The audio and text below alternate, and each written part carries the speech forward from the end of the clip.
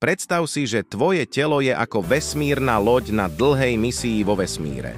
Na palube je posádka, tvoje bunky a orgány, ktorí potrebujú energiu na to, aby mohli vykonávať svoje úlohy a udržať loď v chode. Jedným z hlavných zdrojov paliva pre tvoju vesmírnu loď sú sacharidy, ktoré sú ako raketové palivo. Sacharidy sú dôležité pre naše telo, pretože nám dávajú rýchlu energiu. Ale čo by sa stalo, keby sme ich úplne vynechali? Aj keď si mnohí môžu myslieť, že bez cukrov a sacharidov by naša vesmírna loď prestala fungovať, nie je to celkom pravda. Naša loď má totiž aj rezervné generátory, ktoré sa spustia, keď nemáme dostatok sacharidov. Tieto rezervné generátory môžu spaľovať tuky a dokonca aj proteíny, aby vytvorili energiu. Tento proces sa volá ketóza.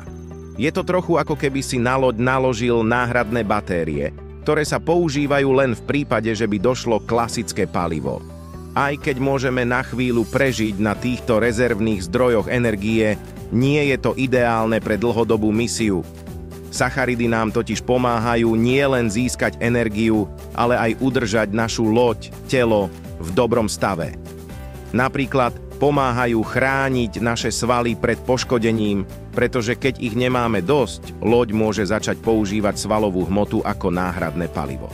Zaujímavý fakt je, že aj keď naša loď môže na chvíľu fungovať na týchto náhradných zdrojoch energie, v skutočnosti naše telo vyrába vlastný cukor, dokonca aj keď nejeme žiadne sacharidy.